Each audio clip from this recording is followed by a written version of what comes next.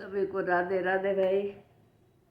आज हम विद्यापति के सबर के साथ नीलमाधव का दर्शन करके, तीर्थ की परिक्रमा करके और अवंती में जाकर इंद्रद्युम्न राजा को सब समाचार सुनाएंगे।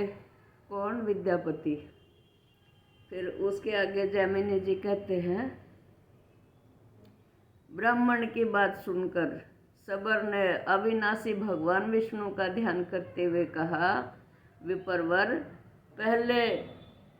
पहले से ही यह समाचार सुन रखा है कि इस तीर्थ में राजा इंद्रद्युम्न निवास करेंगे। चलिए पर्वत के ऊपर भूमि पर चले। ऐसा कहकर सबर ब्राह्मण को उसी मार्ग से गहन वन में ले गया। ऊपर चढ़कर शिलाखंडों के कारण ऊंची नीची भूमि पर एक एक मनुष्य के चलने योग्य रास्ता था। वह भी कांटों से भरा होने के कारण अति दुर्गम हो रहा था और वहां प्राय अंधकार छाया रहता था। सबर वाणी द्वारा बोल बोल कर ब्राह्मण को रास्ते का परिचय कराता चलता था। इस प्रकार 4 घड़ी तक चलकर वे दोनों रोहिणी कुंड के तट पर पहुंचे। उसे देखकर सबर ने कहा, द्विज श्रेष्ठ, यह रोहिणी नाम कुंड है जो समस्त जलों की उत्पत्ति का कारणभूत महातीर्थ है। यहाँ स्नान करके मनुष्य वैकुंठ धाम में जाता है।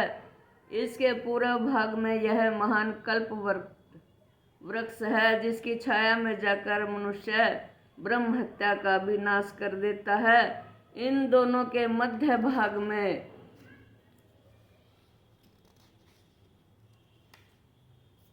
कुंज है, उसमें वेदांत प्रतिपादित साक्षात भगवान जगन्नाथ विराजमान है। इनका दर्शन कीजिए। दर्शन करके समस्त पाप राशि का विनाश कर डालिए और इसके बाद मैं भव सागर में पड़ा हूँ, इस शोक और चिंता को सदा के लिए त्याग दीजिए। तब विद्वान ब्राह्मण विद्यापति ने प्रसन्नचित होकर उस कुंड में स्नान किया और दूर से ही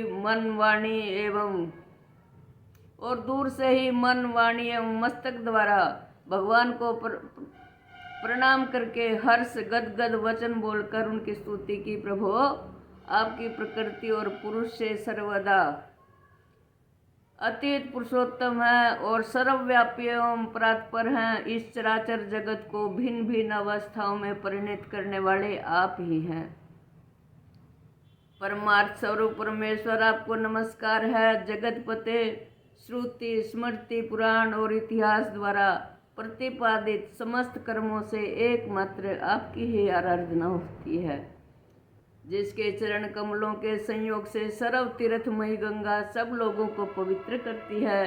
उन परम पावन भगवान श्री हरि को नमस्कार है, जिनके अंशभूत आनंद को पाकर संपूर्ण विश्व के प्राणी आनंद में होकर जीवन धारण करते हैं। समस्त पापों से रहित उन ब्रह्म स्वरूप विष्णु को नमस्कार है। प्रभु, आप निर्मल स्वरूप, कल्याण रूप, सब प्रकार की आसक्तियों से रहित तथा विश्व साक्षी हैं। आपको नमस्कार है। आपके असंख्य चरण, नेत्र, मस्तक, मुख और भुजाएं हैं। आप सबको जीतने वाले हैं। सभी जीव आपके स्वरूप हैं। आप सर्वरूपी परमात्मा को नमस्कार है। भगवान, इस असार संसार में चक्कर लगाने के कारण मैं रोग और शोक से बहुत पीड़ित हो गया हूँ और आपके युगल चरणार बिंदों की शरण में आया हूँ। आप इस सांसारिक दुख समुदाय से मेरा उद्धार कीजिए। प्रणव रूपी देवेश्वर भगवान विष्णु की इस प्रकार सत्वन करके उनके चरणों में मस्तक झुकाकर विद्यापति ब्राह्मण भगवान विष्णु के आगे प्रणव मंत्र का जप करने लगे। जप के अंत में सबर ने कहा, द्विज श्रेष्ठ, इस समय आप भगवान का दर्शन पाकर कृतार्थ हो गए। दिन बीत गया, आप थके मांदे और भूखे प्यासे हैं, अतः चलिए घर चलें। इस घोर वन में हिंसक जंतुओं का निवास है, इसलिए हमारा यहाँ ठहरना उचित नहीं। जब तक सूर्य की किरणों का प्रकाश है तब तक ही हम लोग अपने घर पहुंच जाएं। ऐसा कहकर ब्राह्मण के साथ सबर शीघ्रता पूर्वक आश्रम को लौटा। ब्राह्मण भी आनंद सागर भगवान जगन्नाथ के ध्यान में डूबे हुए थे, अतः उन्हें भूख प्यास और थकावट से प्राप्त होने वाले दुखों का भान ही नहीं हुआ। भगवत चिंतन में संलग्न होने से शरीर में उनकी आस्था ही नहीं रह गई थी। वे शरीर स्थिति से ऊपर उठ चुके थे, इसलिए कंटक राशि से व्याप्त शिलाखंडों के ऊंचे नीचे दुर्गम मार्ग में चलते हुए भी कष्ट का अनुभव नहीं करते थे। घर आने पर सबर ने ब्राह्मण अतिथियों को नाना प्रकार के पवित्र दिव्य पदार्थ देकर भली भांति उनका पूजन किया। तदनंतर सबर के दिए वे राजोचित उपचारों से पूर्णतः तृप्त होकर ब्राह्मण को बड़ा विस्मय हुआ। उन्होंने चकित होकर कहा, साधो, तुमने मेरे सत्कार के लिए जो ये अलौकिक वस्तुएं समर्पित की हैं उनका दर्शन राजाओं ने भी नहीं किया है। तुम्हारे घर में ऐसी दिव्य वस्तुओं का संग्रह आश्चर्य की बात है। सबर ने कहा, द्विश्रेष्ठ, इंद्र आदि देवता प्रतिदिन दिव्य उपचार लेकर जगन्नाथ जी की पूजा करने के लिए आते हैं और पूजा करके भक्ति पूर्वक स्तुति और नमस्कार करते हैं। फिर गीत वाद्य और नृत्य के द्वारा भगवान को संतुष्ट करके अपने स्थान को लौट जाते हैं। यह सब दिव्य पदार्थ जगन्नाथ जी के प्रसाद हैं जो मैंने आपको अर्पित किए हैं। भगवान के इस प्रसाद को खाकर हम लोगों के रोग और बुढ़ापे का नाश हो गया है। जिसके सेवन से मनुष्य मोक्ष का भागी होता है, उस प्रसाद का यदि ऐसा प्रभाव हो तो यह कोई आश्चर्य की बात नहीं है। भगवत प्रसाद का यह दुर्लभ प्रभाव सुनकर ब्राह्मण के शरीर में रोमांच हो आया। आनंद के आंसुओं से उनकी आंखें बंद हो गई और उन्होंने अपने को कृतार्थ मानते हुए कहा, अहो, यह परमात्मा का दर्शन, यह सबर कुल में उत्पन्न हुआ मनुष्य प्रतिदिन अविनाशी परमात्मा का दर्शन करता है और उनके प्रसाद स्वरूप दिव्य भोग का उपभोग करता है। इस पृथ्वी पर चराचर जगत में इसके समान भाग्यवान दूसरा कोई नहीं। इसके साथ मैत्री करके मैं भी इस वन में निवास करूंगा। इस प्रकार दीर्घ काल तक विचार करके भगवान श्री विष्णु में मन लगाए रहने वाले उस ब्राह्मण ने सबर से कहा, यदि मुझ पर तुम्हारा अनुग्रह हो तो मैं तुम्हारे साथ मित्रता करूंगा। यह मेरे मन का महान निश्चय है। बड़े भाग्य से तुम्हारे साथ समागम हुआ है। अब तुम्हारे प्रसाद से मैं दुस्तर भव सागर को पार कर जाऊंगा। वैष्णव के साथ मित्रता होना दुख में संसार से पार करने वाला है। इसी को इस असार संसार सागर से सार वस्तु बताकर साधु पुरुष इसकी सराहना करते हैं। तुम जैसे मित्र के सहवास से कमल के समान नेत्रों वाले शंख चक्र गदाधारी भगवान विष्णु का पुनः प्रत्यक्ष दर्शन होगा। सखे, मेरे लौट जाने पर राजा इंद्रद्युम्न भगवान की आराधना करने के लिए यहीं आकर निवास करेंगे। उनकी इच्छा है यहाँ एक विशाल मंदिर बनवावें जो भगवान को प्रिय है। जगन्नाथ जी की पूजा के लिए सहस्त्रों उपचारों का प्रबंध करूँगा। यह उनकी महाप्रतिज्ञा है। सबर ने कहा, सखे, यह भी पुरातन काल से वैसी ही बात प्रसिद्ध है जैसे कि आपने इंद्रद्युम्न के आगमन के संबंध में कही। केवल इतनी ही बात होगी कि राजा यहाँ नील माधव का दर्शन नहीं कर सकेंगे। भगवान ने यमराज से एक प्रतिज्ञा की है। उनके अनुसार वे शीघ्र ही स्वर्णमयी बालुका में छिपकर अदृश्य हो जाएंगे। आपने महान सौभाग्य के फल से भगवान का प्रत्यक्ष दर्शन कर लिया। इंद्रद्युम्न के आने पर निश्चय ही आंखों से ओझल हो जाएंगे, परंतु यह बात आपको राजा के आगे नहीं कहनी चाहिए। राजा जब यहाँ आकर भगवान को नहीं देखेंगे और अन्न जल त्याग कर मरने को तैयार हो जाएंगे, तब स्वप्न में उन्हें भगवान गदाधर का दर्शन होगा और उन्हीं के आदेश से वह भगवान की काष्ठमयी 4 मूर्तियों को ब्रह्मा जी के द्वारा स्थापित कराकर भक्ति पूर्वक उनकी पूजा करेंगे। इस प्रकार परस्पर पुण्यमयी चर्चा करके दोनों सुंदर स्थान में पल्लव बिछी हुई सैया पर सो गए। सवेरा होने पर दोनों ने तीर्थराज समुद्र के जल में विधि पूर्वक स्नान किया और भगवान माधव को प्रणाम करके राजा के रहने योग्य उत्तम स्थान को निश्चय करने के पश्चात वे दोनों लौट आए। तत्पश्चात मित्र से विदा लेकर ब्राह्मण रथ पर आरूढ़ हो अवंतीपुरी को चले। रथ पर बैठे हुए विद्यापति ब्राह्मण ने यह विचार किया कि मैंने जो भगवान नील माधव का दर्शन कर लिया है उससे मेरा कर्तव्य पूरा हो गया। अब श्री पुरुषोत्तम क्षेत्र की परिक्रमा करके शीघ्र यहाँ से लौटूं, ऐसा निश्चय करके वे नाना प्रकार के वृक्षों से भरे हुए क्षेत्र और वन को देखते हुए उस समय उस पुरुषोत्तम तीर्थ की परिक्रमा करने लगे। परिक्रमा पूरी करके भगवान का ध्यान करते हुए बिना खाए पिए चले और संध्या होते होते अवंतीपुरी में पहुंच गए।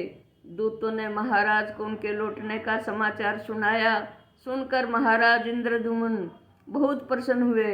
वे भगवान जनार्दन की पूजा करके विद्वान ब्राह्मणों के साथ प्रसन्नता पूर्वक बैठे और विद्यापति के आगमन की प्रतीक्षा करने लगे।